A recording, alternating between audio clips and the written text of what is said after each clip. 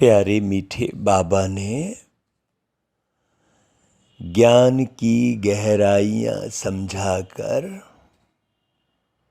और ज्ञान का भंडार देकर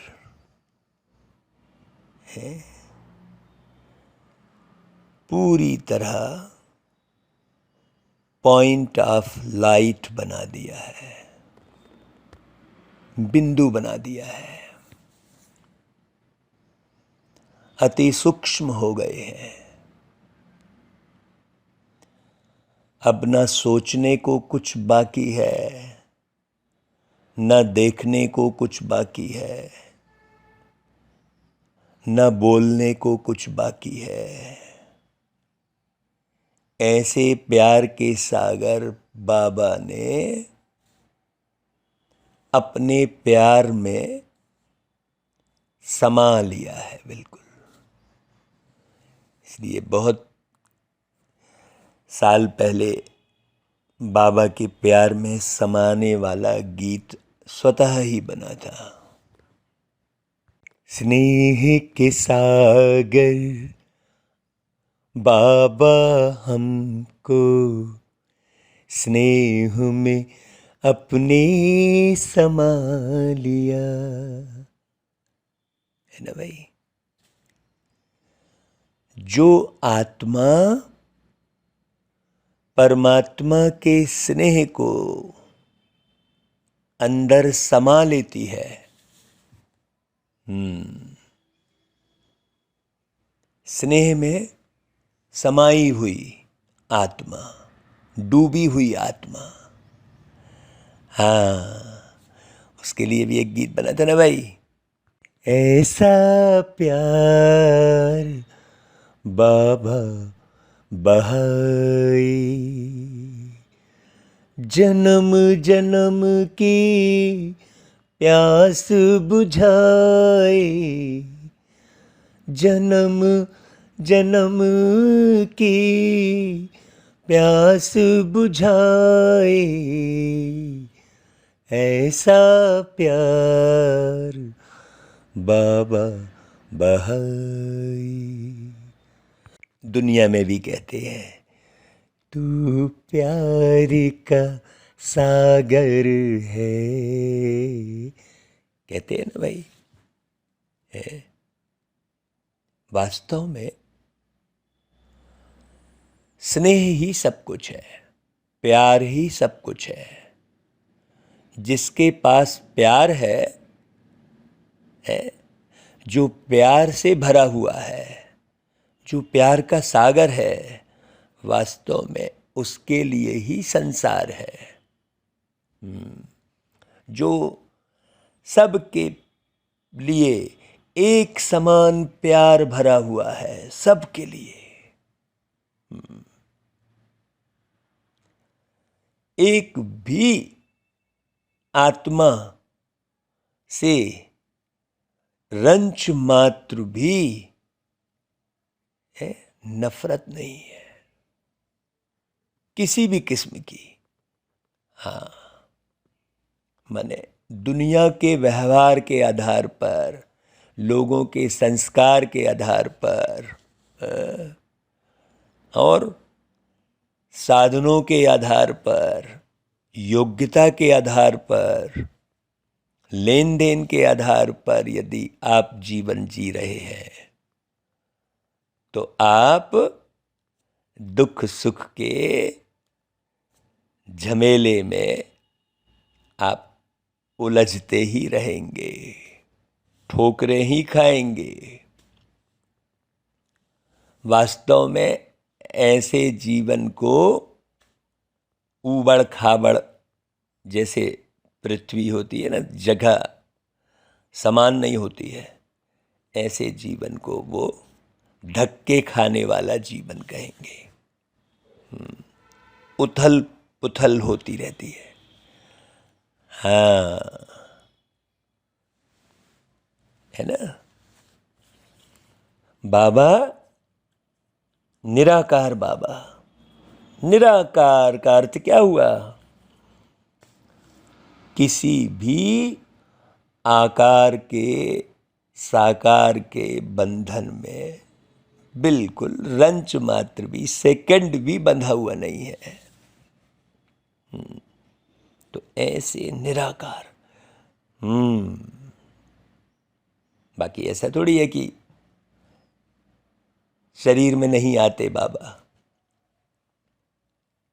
परमात्मा भी एक मानवी काया का आधार लेते हैं। तो जो निराकार अवस्था में रहता है वही साकार जीवन को बड़े आनंद से जीता है। हम जीवन जी रहे हैं और जीवन के बारे में यदि हमें पता ही नहीं है तो हम कैसे आजीवन जी रहे हैं, सोचो। है कि नहीं भाई?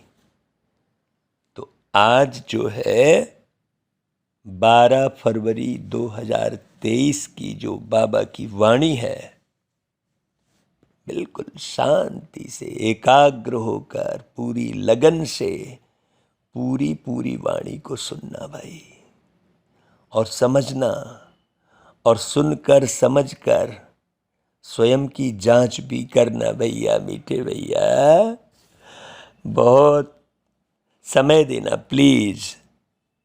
ये वाणी प्यारे पिता परमात्मा ने 16 दिसंबर 1993 को मधुबन की भूमि में चलाई थी, एक दादी के तन का आधार लेकर।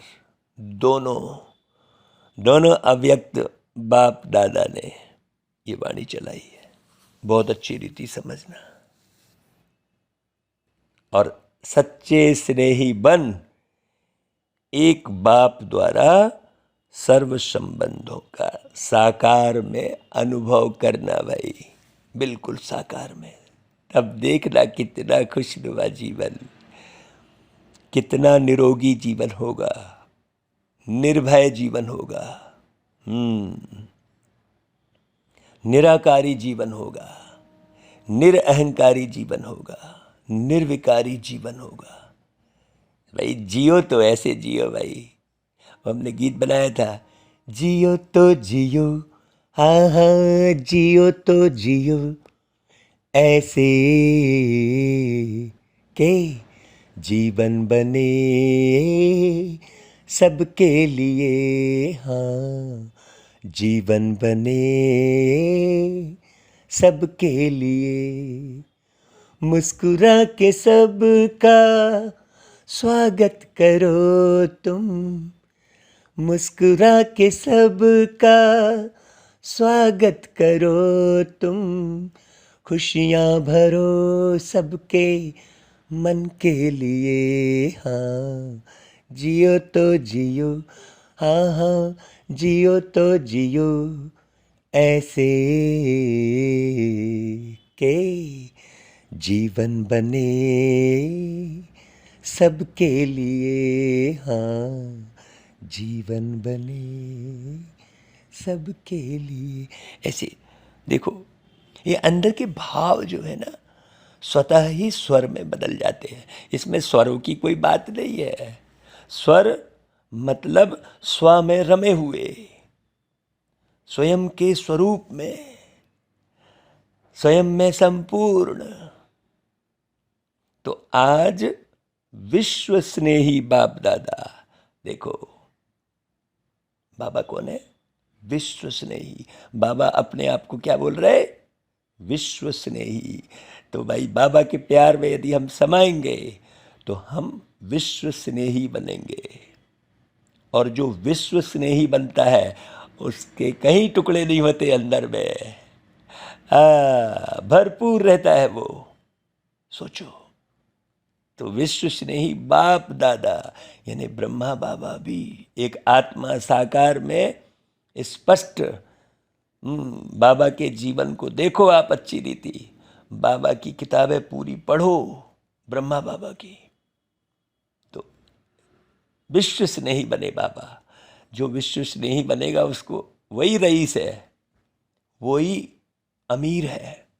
हाँ, और जो पार्टिकुलर किसी में स्नेह रख रहा है, किसी किसी में अच्छी भावना, किसी में दुर्भावना, तो महागरीब है वो। ऐसे महागरीब परम धाम में जाके लटक जाते हैं। हाँ, बड़ी गहरी बात, बहुत गहरी बात समझना भाई। तो विश्व स्नेही बाप दादा अपने अति स्नेही और सदा बाप के साथी व सहयोगी आत्माओं को देख रहे हैं। चारों ओर की सर्व ब्राह्मण आत्माएं, बाबा कह रहे हैं देखो, स्नेही तो अवश्य है, बाबा से प्यार तो सबको है। स्नेह ने ही ब्राह्मण जीवन में परिवर्तन किया है, स्नेह के कारण ही पवित्र रह रहे हैं। फिर भी स्नेही 3 प्रकार के है। जरा समझना भाई अच्छी रीति। मैं कौन का मतलब क्या हुआ? मुख्य पुरुषार्थ ही है मैं कौन। तो यहाँ पर स्नेह के रूप में स्वयं की चेकिंग करना कि आप किस प्रकार के स्नेही हैं। भाई एक तो है स्नेह करने वाले, मेरा बाबा कह के गीत गा लिए बस। दूसरे हैं स्नेह निभाने वाले, हाँ, और तीसरे हैं स्नेह में समाये हुए। देखो,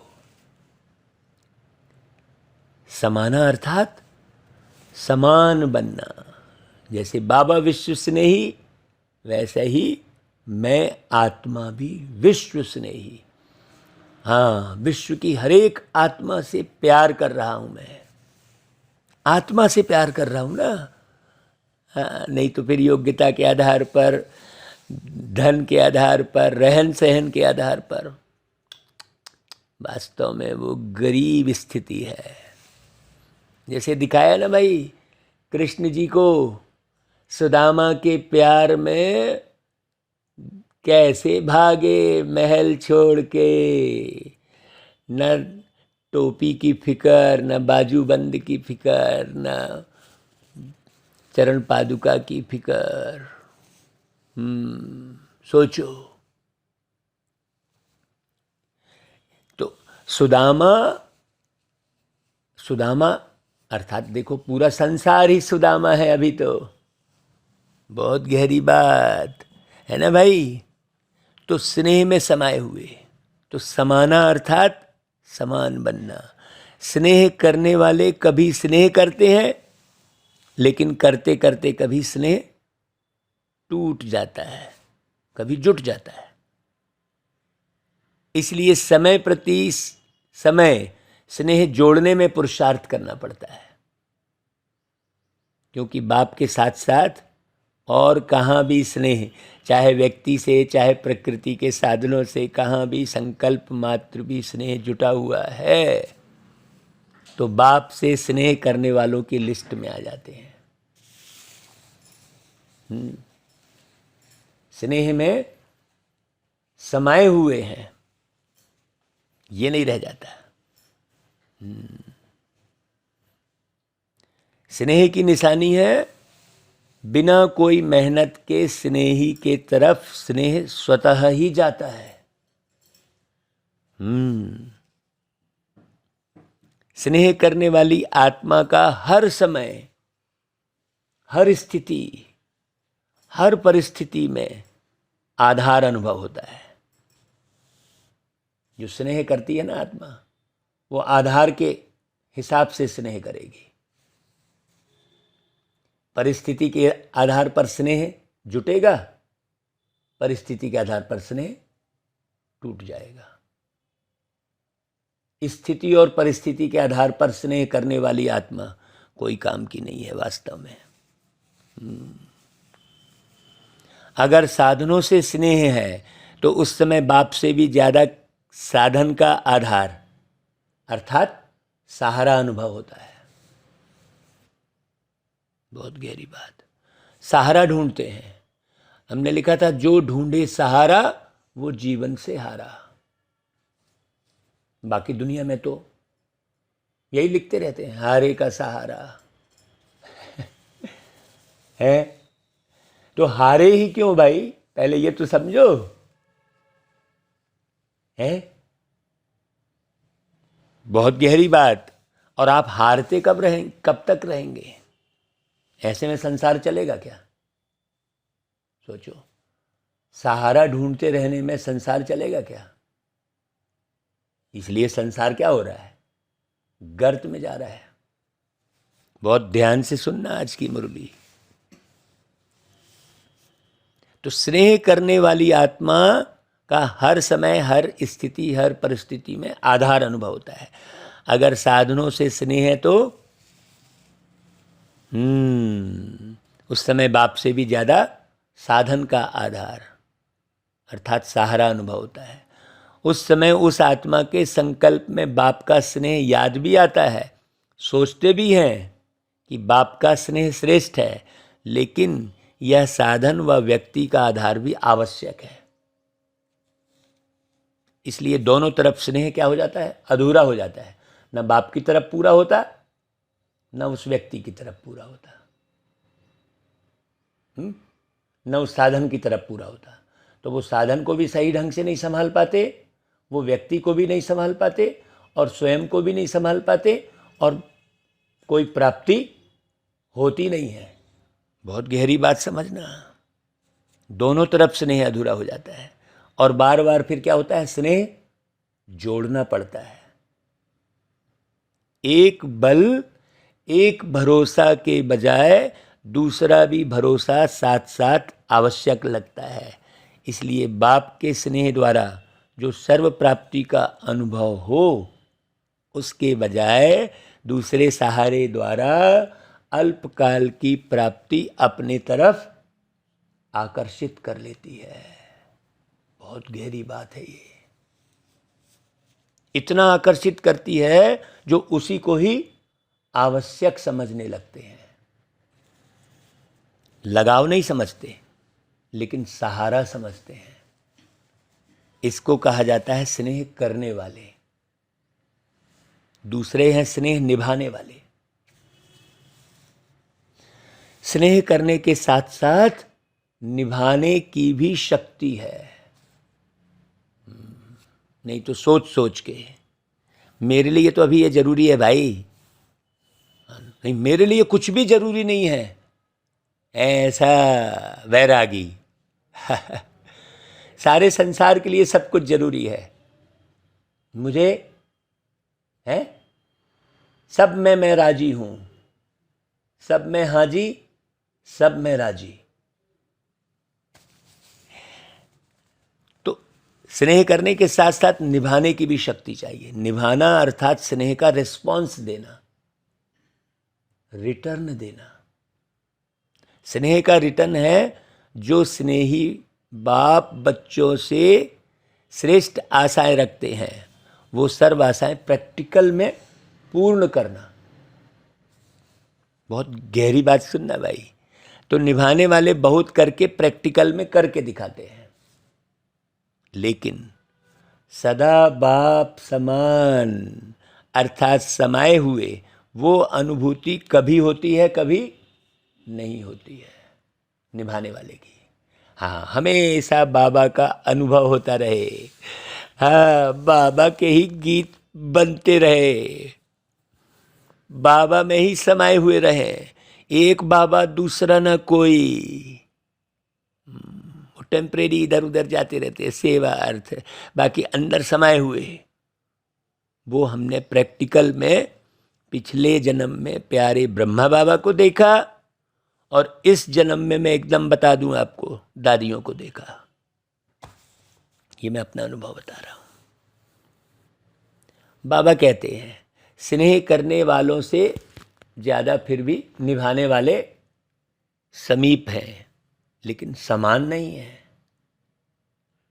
निभाने वालों को निभाने के रिटर्न में पदम गुणा हिम्मत और उमंग उत्साह की मदद विशेष बाप द्वारा मिलती रहती है।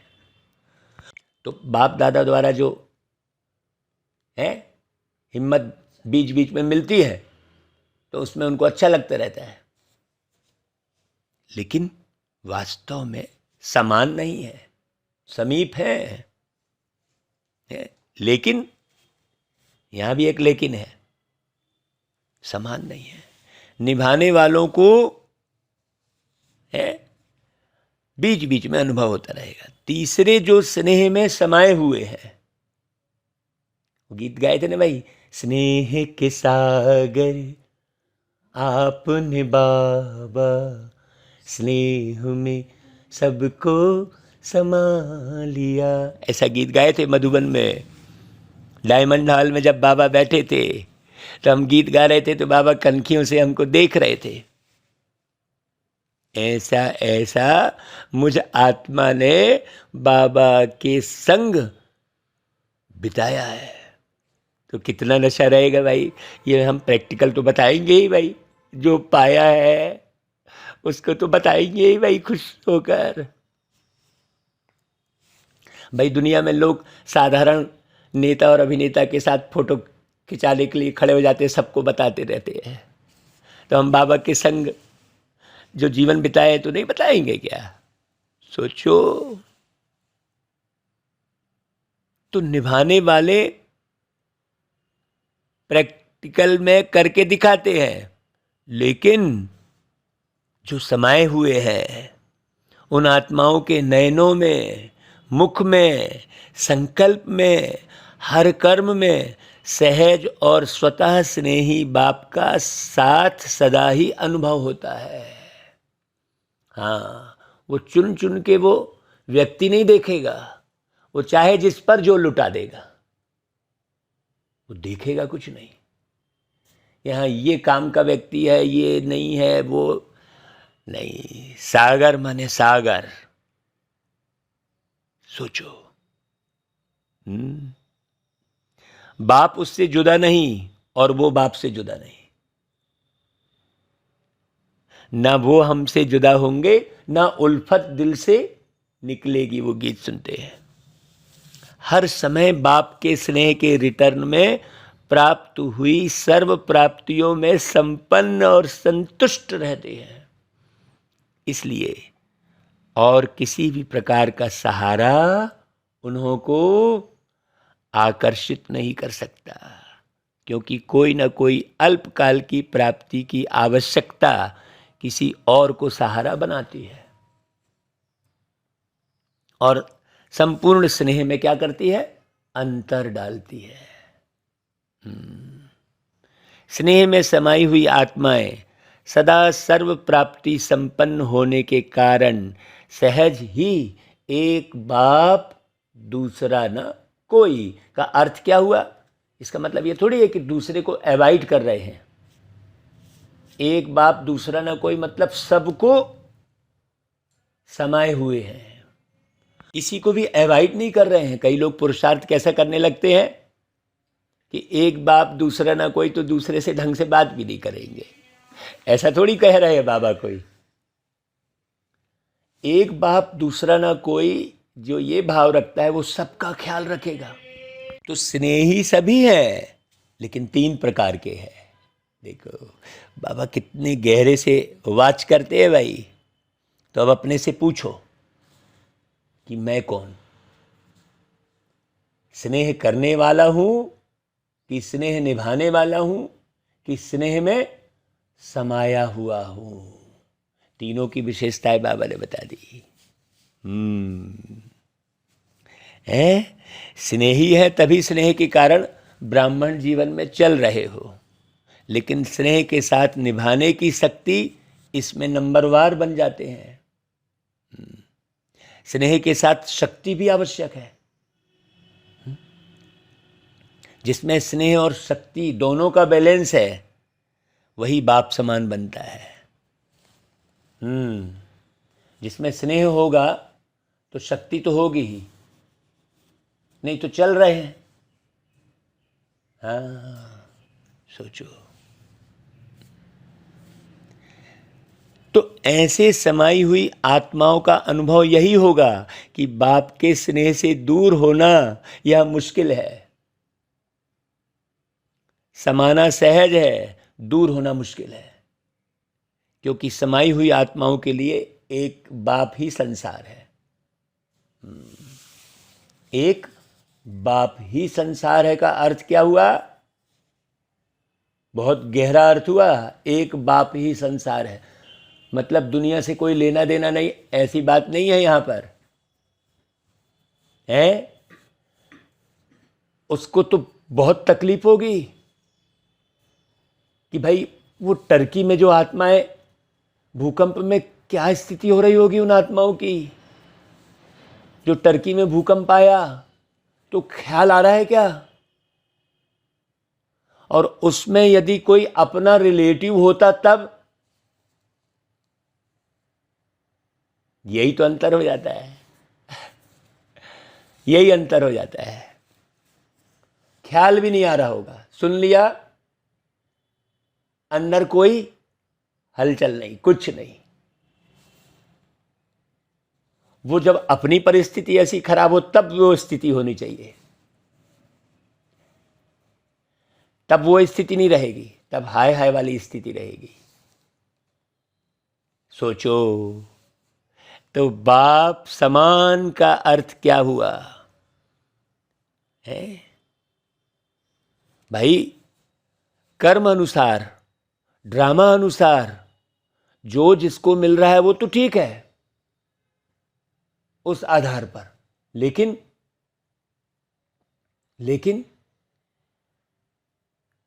है समझने की बात यहां पर, क्या मेरे अंतर हृदय से उन आत्माओं को शांति मिले, ऐसे भाव एक सेकंड के लिए भी आ रहे हैं क्या? स्वतः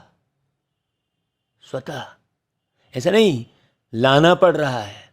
तो जो स्नेह में, बाबा के जो स्नेह में समाया हुआ होगा ना, वो दुनिया की स्थिति परिस्थिति को किस प्रकार से व्यवस्थित कर लूं, कैसे बाप समान बनकर सबको बाप का बना दूं जो दुखी ना हो, है?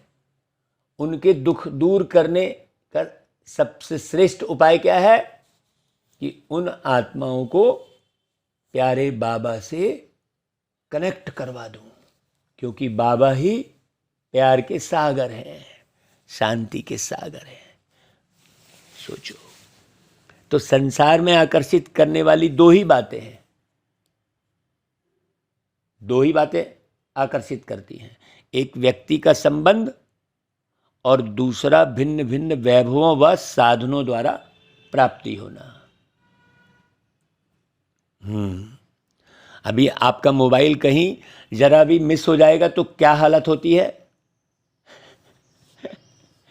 जरा गौर करके देखना। हाँ, कहना, सुनना और वैसे करना और फिर वैसे बनना। देखो तो कहना, सुनना और बनने में कितनी दूरी हो जा रही है? जमीन आसमान का अंतर हो जा रहा है? सोचो, आसमान का तो कोई और छोर ही नहीं है, जमीन का भी कोई और छोर नहीं है। खोदते जाओ, कितना खोदोगे? लोग उसी में पड़े हुए हैं। तो समाई हुई आत्मा के लिए सर्व संबंध के रस का अनुभव एक बाप द्वारा सदा ही होता है। सर्व प्राप्तियों का आधार एक बाप है, ना कि कोई वैभव व साधन। जब जैसा तब तैसा। हाँ, इसलिए हमने कहा था कि गिट्टी में भी सुख अनुभव करने वाली आत्मा, उसको कहते थे बाबा पट पे सोने वाली।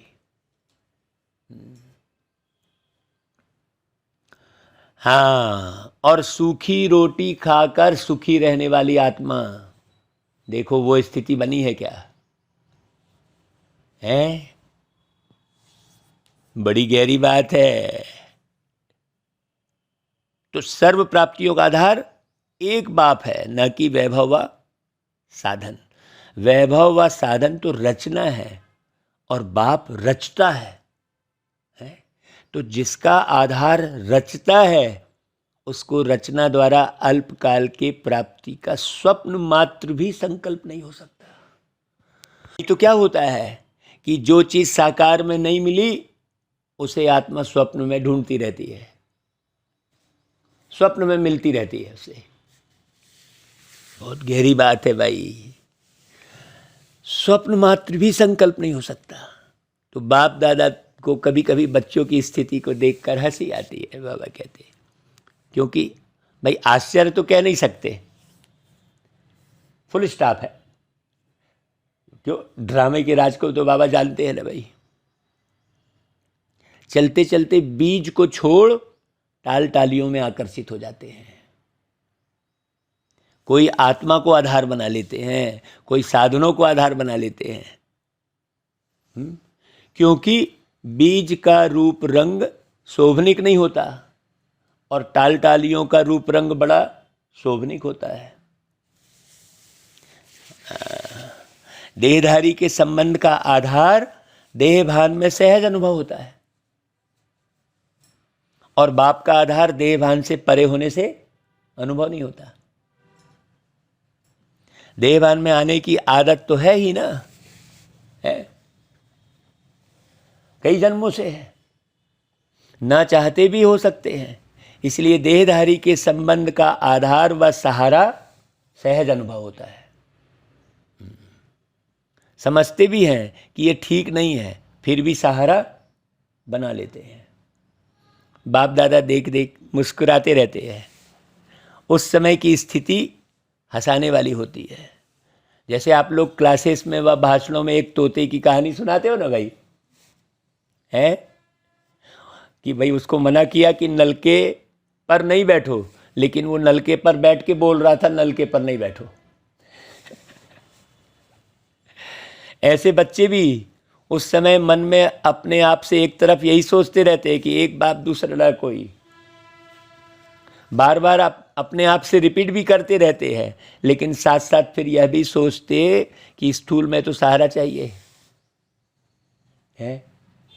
तो उस समय हंसी आएगी ना भाई। ये आत्माभिमानी स्थिति नहीं है ना, वास्तव में है निराधारी मन को है आधार शिव का।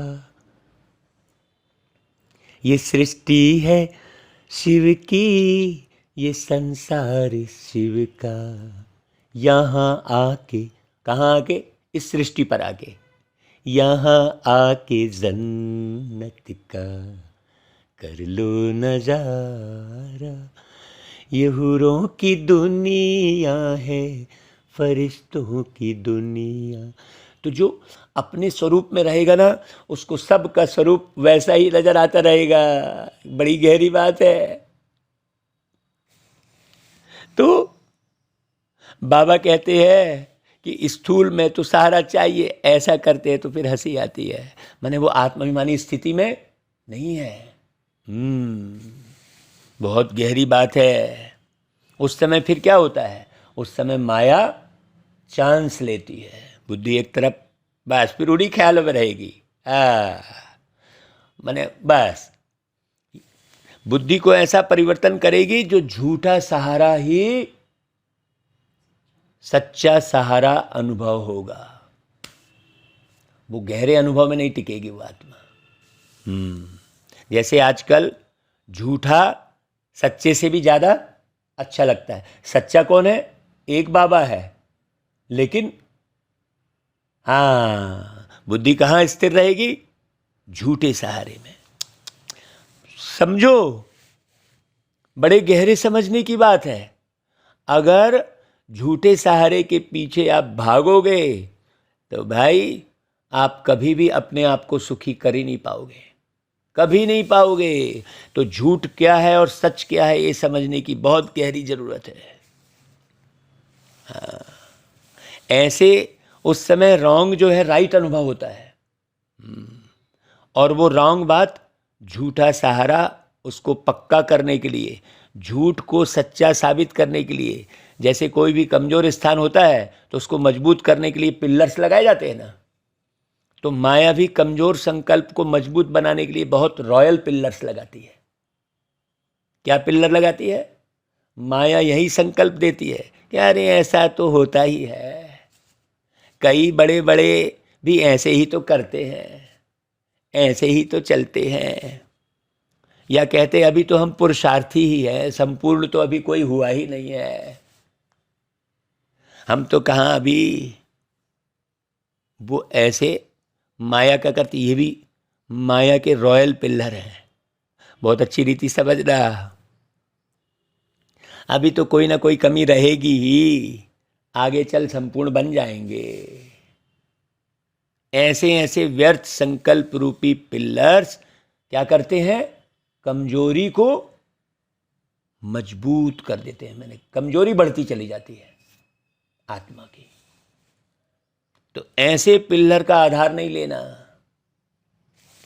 समय आने पर यह आर्टिफिशियल जो पिल्लर है ना, वो धोखा दे देते हैं। सर्व संबंधों का सहारा एक बाप सदा रहे, यह अनुभव कम करते हो।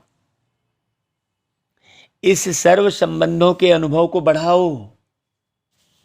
मुख्य पुरुषार्थ बाबा के संग।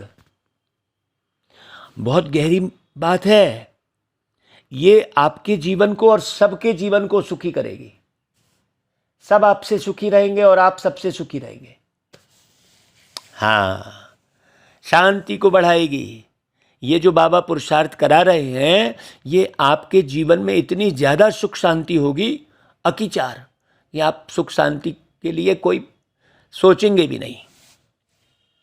लेकिन ये सब बातें बड़ी गहरे समझने और करने की है भाई, ऐसे नहीं सुन लिया बस।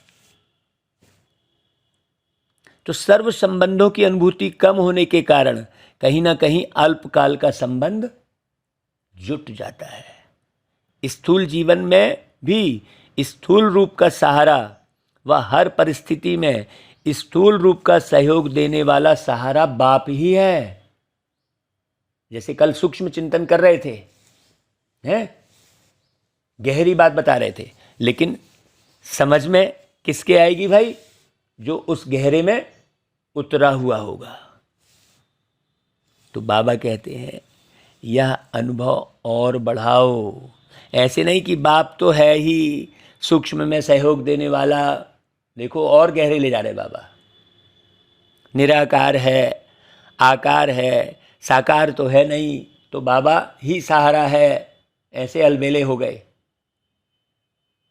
लेकिन हर संबंध को साकार रूप में अनुभव कर सकते हो। साकार स्वरूप में साथ का अनुभव कर सकते हो। इस अनुभूति को गहराई से समझो और स्वयं को इसमें मजबूत करो, तो व्यक्ति वैभव व साधन अपने तरफ आकर्षित नहीं करेंगे। देखो ऐसी अवस्था कोई ऋषि मुनि, कोई साधु संत, कोई वेद, कोई शास्त्र, कोई ग्रंथ नहीं बना सकते। ये देखो बाबा कैसी वाणी चला रहे हैं, सोचो। जो इस स्थिति में आ गया, आहा, उसके तो फिर बल्ले बल्ले है भाई, उसके तो क्या कहने भाई। जो एक गीत मधुबन में बना था ना कि उसके हाल क्या कहने, उसके हाल क्या कहने, ऐसा करके बना था। जो चले रूहानी चाल, उसके हाल क्या कहले, है जो सदा रहे खुशहाल, उसके हाल क्या कहले, ऐसा करके गीत बना था भाई। बड़ी पूरा पेज कई सारा लिखा हुआ था। तो सोचो ये निर्माण तो अपने आप होता है। बाबा के संग जो जुड़ गया तो उसे मैं क्या बोलूं वाली बात ही नहीं रहती है। फिर तो जो कराता है वो सब बाबा ही कराता है। तो मजबूत करो अपने आप को। साधनों को निमित्त मात्र कार्य में लाना व साक्षी हो सेवा प्रति कार्य में लगाना, ऐसी अनुभूति को बढ़ाओ, है ना भाई। सहारा नहीं बनाओ, निमित्त मात्र हो। इसको कहा जाता है स्नेह में समाई हुई समान आत्मा। तो अपने से सोचना कि मैं कौन, अपने से सोचना, ये नहीं सोचना कि ये कौन मैं कौन। समझा भाई? ये मैं कौन ही मुख्य पुरुषार्थ है। अब ये मैं कौन की ही पूरी मुरलियां चलती है। आपको बहुत अच्छे से स्वयं को परखना है। परखने की शक्ति किसके प्रति बढ़ानी है? स्वयं के प्रति। स्वर्ग में जाना है, स्वर्ग की स्थापना करना है, तो परखने की शक्ति, समाने की शक्ति, सामना, स्वयं से स्वयं सामना कर पा रहे हो कि नहीं, ये देखो आप। सामना करने की शक्ति और कहीं यूज करने की बात नहीं है, यहां स्वयं के साथ स्वयं की युद्ध है। उस युद्ध में जीत हासिल हो रही है कि नहीं? तो सदा स्नेह में समाये हुए समान आत्माओं को, सदा स्नेह में समाये हुए समान आत्मा को। हाँ, मैंने स्नेह में समाये हैं, लेकिन समाये हैं, इसकी निशानी क्या होगी? वो समान होगा, निराकारी अवस्था होगी उसकी हमेशा। सदा एक बाप से सर्व संबंध का अनुभव करने वाली आत्माओं को। और कोई भी आत्मा उस संबंध में खींचे नहीं कि ये मेरा भाई है, कि ये मेरा बाप है, कि ये मेरी पत्नी है, कि ये मेरा बेटा है, कि मेरा चाचा है। उसी को तो दिखाया है कि हे अर्जुन, युद्ध के मैदान में बोल रहे हैं कृष्ण, अरे ये आप क्या कह रहे हो? बोले अर्जुन, है? बोले हाँ, तू समझ रहा है ये मेरा गुरु है, मेरे को बचपन में पढ़ाया, मैं ऐसे कैसे बाण मारूं? बाण मारने का मतलब क्या हुआ? सोचो, किसी को मारना थोड़ी है, सोचो, गहरी बात। तो सर्व संबंध का अनुभव एक बाप से करने वाली आत्माओं को, सदा एक बाप को आधार मूर्त, सच्चा सहारा अनुभव करने वाली आत्माओं को, सदा सर्व प्राप्ति रचता बाप द्वारा अनुभव करने वाली आत्माओं को, सदा सहज स्वतः एक बल एक भरोसा अनुभव करने वाली आत्माओं को, और सच्चे स्नेही आत्माओं को बाप दादा का याद प्यार और नमस्ते। बाबा फिर देखो दादियों से मुलाकात कर रहे हैं। बाबा दादियों से क्या बोल रहे हैं? पूछ रहे हैं बाबा, सदा समाये हुए हैं या याद करने की मेहनत करनी पड़ती है? सिवाय एक बाप के और कोई दिखाई नहीं देता। जब कहानियां सुनते हो तो हंसी आती है ना भाई। कहानी जब तक चलती है तब तक समझ में नहीं आती है, और जब कहानी समाप्त होती है तो सोचते हैं अरे ये क्या हुआ। समझ में कब आता है? जब एंड होता है।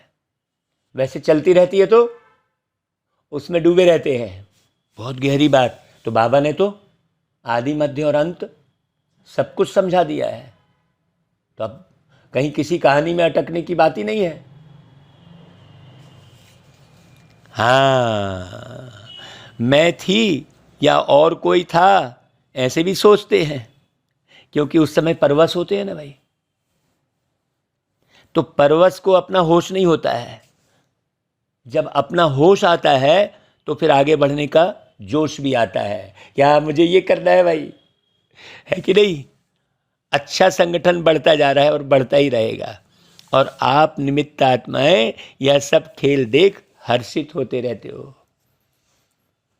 सभी चल रहे हैं, कोई चल रहा है, कोई उड़ रहा है। और आप लोग क्या करते हो? उड़ते उड़ते साथ में औरों को भी उड़ा रहे हो, क्योंकि रहम दिल बाप के रहम दिल आत्माएं बन गए। तो रहम आता है ना भाई, है? कल वो गीत गा रहे थे ना भाई कि तेरे प्यार ने बाबा हमको उड़ना सिखा दिया। ऐसा भाई, वो जीना सिखा दिया लिखा, लेकिन यहाँ तो उड़ने वाली बात है भाई। बहुत गहरी बात। तो हम भी उड़े और सबको उड़ाएं। हाँ, तो बाबा कहते हैं भाई घृणा नहीं आती लेकिन रहम आता है, और यह रहम ही दिल के प्यार का काम करता है। अच्छा जो भी चल रहा है, बाबा कहते अच्छे ते अच्छा चल रहा है, अथक बन सेवा कर रहे हैं ना भाई। निमित्त आत्माओं के अथकपन को देख सब में उमंग आता है ना। तो हम कौन सी आत्मा है भाई? निमित्त। हमारा प्रभाव कौन सा पड़ेगा? अथक का ही प्रभाव पड़ेगा, अचल का प्रभाव पड़ेगा, अडोल का प्रभाव पड़ेगा। हाँ, ज्ञान का प्रभाव बाद में पड़ेगा। अवस्था तुरंत दिखती है किसी को भी कि कहाँ पर है इसकी बुद्धि, पता लगता है, सबको मालूम पड़ता है, एक बच्चा भी समझ जाएगा।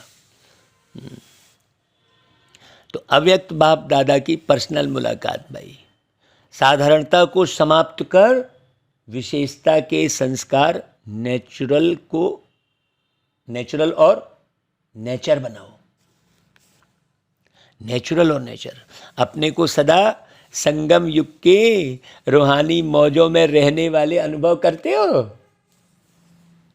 मौजों में रहते हो व कभी मौज में कभी मूंझते भी हो, या सदा मौज में रहते हो? बाबा देखो कैसे हालचाल पूछ रहे हैं, सोचो। भगवान धरती पे आके ऐसे हालचाल सब आत्माओं से पूछते हैं, ये कहीं वर्णन नहीं है, किसी भी शास्त्र में ग्रंथ में नहीं है वर्णन, हो ही नहीं सकता। क्योंकि भगवान से हर एक तो मिल ही नहीं पाता, तो वो वर्णन कर ही नहीं पाएगा। भाई क्या हाल चाल है?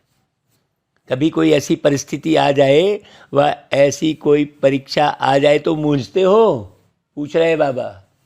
तो लोग कह रहे हैं भाई थोड़े टाइम के लिए। तो बाबा कहते हैं अगर उस थोड़े टाइम में आपको काल आ जाए तो फिर क्या होगा? है अकाले मृत्यु का तो समय ही है ना भाई, समय ही अकाले मृत्यु का चल रहा है। तो थोड़ा समय भी अगर मौज के बजाय मूझते हैं और उस समय अंतिम घड़ी हो जाए तो अंतमति सो गति क्या होगी? वो मूझते हुए ही रहेंगे ना आप। सोचो, हैं? इसलिए सुनते रहते हो ना सदा एवर रेडी। तो एवर रेडी का मतलब क्या है? क्या हर घड़ी ऐसे एवर रेडी हो?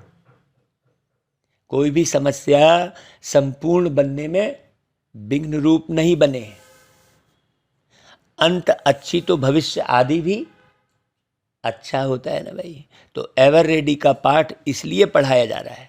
ऐसे नहीं सोचो कि थोड़ा समय होता है, लेकिन थोड़ा समय भी 1 सेकंड भी धोखा दे सकता है।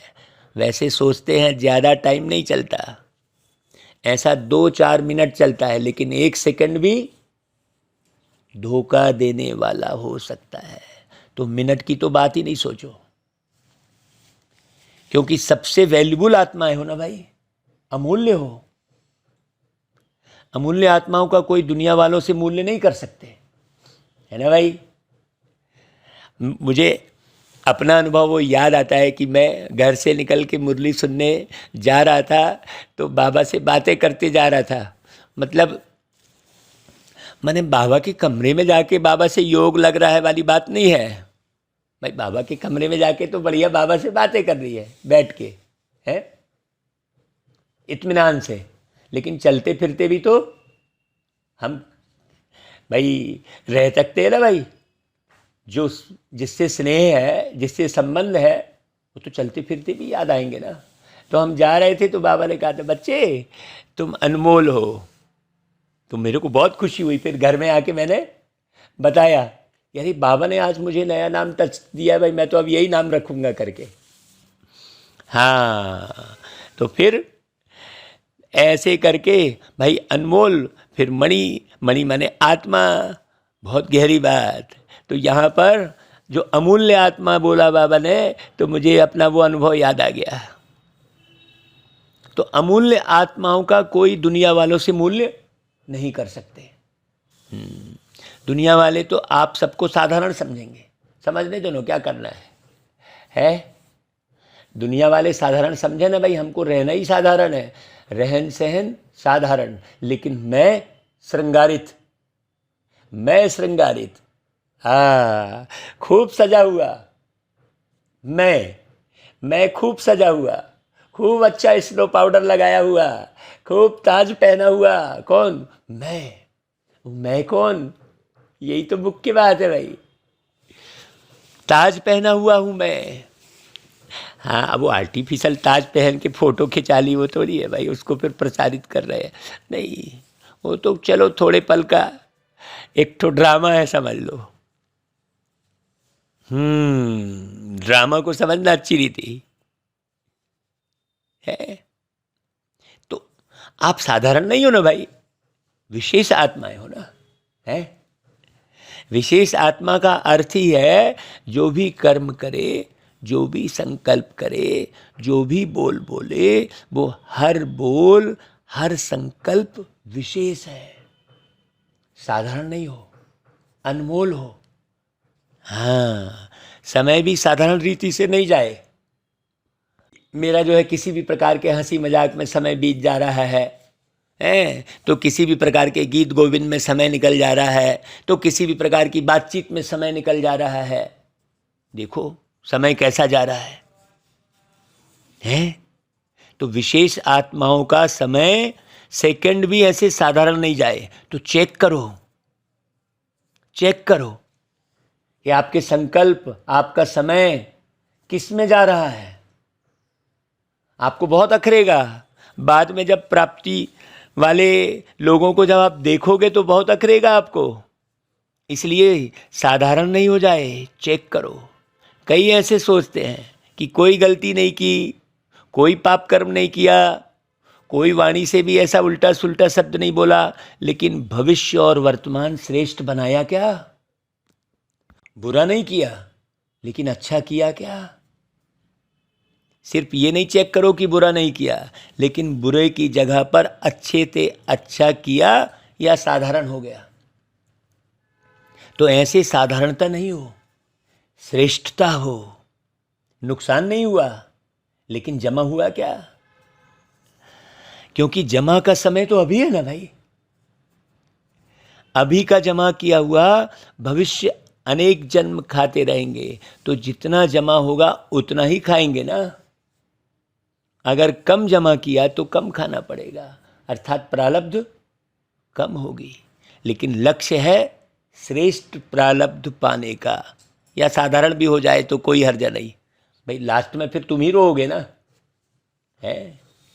स्वर्ग में तो आ ही जाएंगे, दुख तो होगा नहीं, अरे साधारण भी बने तो क्या हर्जा है? हर्जा है या चलेगा? तो चेक करो कि हर सेकंड, हर संकल्प विशेष हो, आपका विशेषता में बीते, है ना भाई। देखो हर घड़ी कुछ ना कुछ रचना, कुछ ना कुछ ऐसी अनोखी सेवा हो रही है? कभी नए प्रोग्राम बन रहे हैं, तो कभी है, सोचो अभी ये करते, मैंने बिल्कुल किसी से भी हम बात भी कर रहे हैं तो भैया टाइम फालतू वेस्ट न जाए। जैसे आधा कल्प के देह भान का अभ्यास नेचुरली ना चाहते हुए भी चलता रहता है ना, देह अभिमान में आना नेचुरल हो गया है ना, ऐसे देही अभिमानी अवस्था नेचुरल और नेचर हो जाए। आत्मा, देही अभिमानी का अर्थ क्या हुआ? आत्मा के जो अंदर शक्तियां कहो, गुण कहो, जो हैं वो सागर की तरह प्रत्यक्ष हो। आत्मा के अंदर जो बाबा ने पढ़ाई है बहुत अच्छी रीति, बाबा जैसी पढ़ाने वाले तो बाबा, तो जो नेचर होती है वह स्वतः ही अपना काम करती है। सोचना नहीं पड़ता है, बनाना नहीं पड़ता है, करना नहीं पड़ता है, लेकिन स्वतः हो ही जाता है। हाँ, ये तो प्रैक्टिकल में देख रहे हो ना भाई। तो ऐसे विशेषता के संस्कार नेचर बन जाए और हर एक के दिल से निकले। ऐसे नहीं कि मेरी तो नेचर यह है, मेरी नेचर यह है ही नहीं है। हर एक के मुख से मन से यही निकले कि मेरी नेचर है ही विशेष आत्मा के विशेषता की। मुझे तो ये पसंद नहीं है, मुझे तो वो पसंद नहीं है। अरे ये क्या है? तो बाबा कह रहे हैं ऐसे है या मेहनत करनी पड़ती है भाई? जो नेचर होती है उसमें मेहनत नहीं होती है। किसी की नेचर रमणीक है तो स्वतः ही रमणीकता चलती रहती है ना भाई, हर जगह है, हर जगह रमणीकता चलती रहेगी। जहां भी जाओगे उसको पता भी नहीं पड़ेगा कि मैंने क्या किया। कोई कहेगा तो भी कहेंगे मैं क्या करूं, मेरी नेचर है। तो विशेषता की भी ऐसी नेचर हो जाए। कोई पूछे आपकी नेचर क्या है, तो सबके दिल से निकले कि हमारी नेचर है ही विशेषता की। साधारण कर्म की समाप्ति हो गई, क्योंकि मरजीवा हो गए ना भाई। तो साधारणता से मर गए और विशेषता में जी रहे हैं, माना नया जन्म हो गया। तो साधारणता पास्ट जन्म की नेचर, अभी की नहीं, क्योंकि नया जन्म ले लिया। तो नए जन्म की नेचर विशेषता है, ऐसे अनुभव। तो अभी क्या करेंगे भाई? साधारणता की समाप्ति, संकल्प में भी साधारणता नहीं। माताएं भाई मौज में रहती हो, कितना भी कोई मुझाने की कोशिश करे, लेकिन आप मौज में रहो। मुझाने वाला मूंझ जाए, लेकिन आप नहीं मूझो, क्योंकि अज्ञानियों का काम है मुझाना और ज्ञानियों का काम है मौज में रहना। तो वो अपना काम करे और आप अपना काम करो, सदा मौज का अनुभव करो। तब तो फलक से कह सकेंगे, होंगे तभी तो कह सकेंगे ना भाई, है? जो होगा ही नहीं तो कह भी नहीं सकता। चैलेंज कर सकते हो, हम मूंझने वाले नहीं है। क्यों भाई? क्योंकि हम विशेष आत्माएं हैं। क्या याद रखेंगे भाई? हम लिखते हैं ना भाई, हाँ है ना भाई, कितना है। अब कोई कुछ भी बोले, हम तो है, वो है, हम तो जो है सो है। तो मौज में रहने वाली विशेष आत्मा है। ऐसी हिम्मत वाले हो ना। अब जो परखने की जिसको पावर नहीं हो तो वो कुछ भी बोले, उसका कोई फर्क थोड़ी पड़ेगा भाई। यहाँ तो किसी के पास परखने की पावर है नहीं, तो हमको किसी से परखवाना भी नहीं है? बहुत गहरी बात। हिम्मत वालों को मदद स्वतः ही मिलती है। अच्छा भाई, फिर वरदान, सहज विधि द्वारा विधाता को अपना बनाने वाले, सर्व भाग्य के खजानों से भरपूर भव। एक विधाता है। अपनी तो तकदीर, अपनी तो तकदीर विधाता ने बना ली है। अब सोचने को कुछ भी बाकी नहीं है ना? हाँ, उस विधाता ने अपनी ऐसी तकदीर बनाई, ऐसा करके गीत बनाया है। बाबा कैसे अपने आप बनता है, हर चीज अपने आप हो रही है, सेवा अपने आप हो रही है। सेवा हम कर नहीं रहे हैं, कुछ भी नहीं कर रहे हैं, कराने वाला करा रहा है। तो भाग्य विधाता को अपना बनाने की विधि है बाप और दादा दोनों के साथ संबंध। कई बच्चे कहते हैं हमारा तो डायरेक्ट निराकार से कनेक्शन है। साकार ने भी तो निराकार से पाया, हम भी उनसे सब कुछ पा लेंगे, लेकिन यह खंडित चाबी है। हाँ, ब्रह्मा बाबा के बगैर। वही हम कहते हैं ना कि भाई 5 बजे से उठ के हम सेंटर जाते थे, तो भाई दीदियों ने यदि सेंटर नहीं बनाया होता, त्याग नहीं किया होता, तो हमको मुरली कहाँ से मिलती? सोचो। तो सिवाय ब्रह्मा कुमार कुमारी बनने के भाग्य बन ही नहीं सकता। साकार के बिना सर्व भाग्य के भंडारे का मालिक बन नहीं सकते, क्योंकि भाग्य विधाता भाग्य बांटते ही हैं ब्रह्मा द्वारा। इसलिए ब्रह्मा के द्वारा सृष्टि की रचना, ये लाइन है। तो विधि को जानकर सर्व भाग्य के खजानों से भरपूर बनो। जब से मिला मुझको ये ब्राह्मण परिवार, तब से मैंने जाना क्या होता है प्यार। खुशियाँ मुझको मिल गई, कलियाँ जीवन की खिल गई। ऐसे गीत बना था ना भाई, सोचो। अच्छा भाई, स्लोगन, स्वयं से, सेवा से, सर्व से संतुष्टता का सर्टिफिकेट लो, तब सिद्धि स्वरूप बनेंगे। अच्छा भाई, ओम शांति।